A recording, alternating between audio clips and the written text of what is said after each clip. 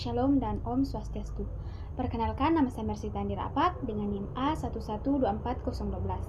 Baik, di sini saya akan membuat video pembelajaran tentang perkembangan 3 kurikulum terakhir yang ada di Indonesia serta implementasinya.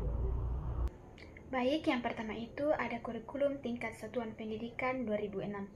Kurikulum ini memberikan fleksibilitas besar kepada sekolah untuk menyusun silabus, metode pengajaran, dan penilaian sesuai karakteristik sekolah, daerah, dan siswa, meskipun tetap mengacu pada standar nasional.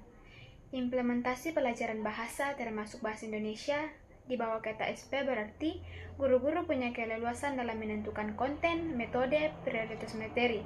Misalnya menekankan sastra lokal, bahasa daerah, atau variasi karya menulis sesuai kebutuhan sekolah.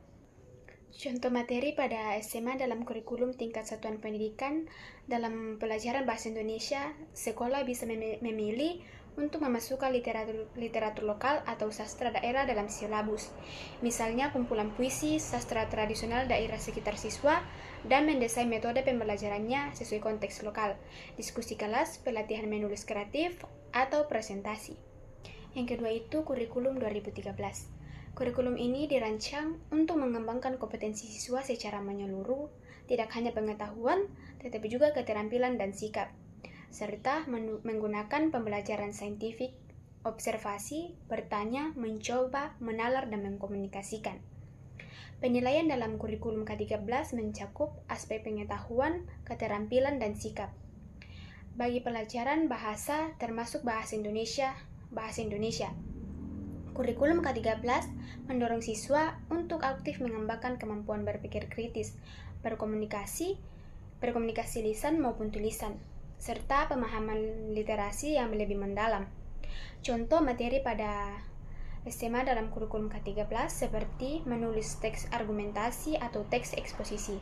Dapat diajarkan dengan pendekatan saintifik. Siswa membaca referensi, mendiskusikan ide, menulis draft, dan kemudian merevisi berdasarkan masukan teman atau guru. Ini melatih keterampilan berpikir kritis, analitis, dan kemampuan berkomunikasi tertulis, sesuai kerangka kompetensi kurikulum 2013. Yang ketiga itu ada kurikulum Merdeka. Kurikulum Merdeka diperkenalkan oleh pemerintah pada tahun 2022 sebagai bagian dari program Merdeka Belajar. Fokusnya adalah pada materi esensial, fleksibilitas untuk sekolah dan siswa, serta pengembangan karakter sesuai profil warga negara ideal. Struktur dan materi disesuaikan kebutuhan masing-masing sekolah.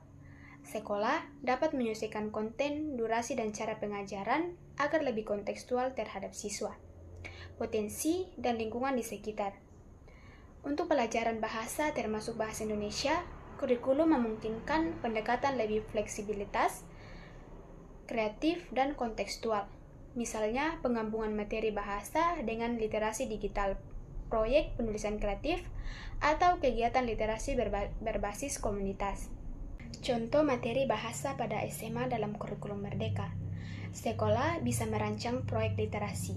Siswa membuat majalah sekolah, blog video, narasi atau karya kreatif, cerpen, puisi, artikel, opini, sehingga siswa tidak hanya menguasai tata bahasa dan teks, tetapi juga keterampilan menulis, berkomunikasi, dan literasi.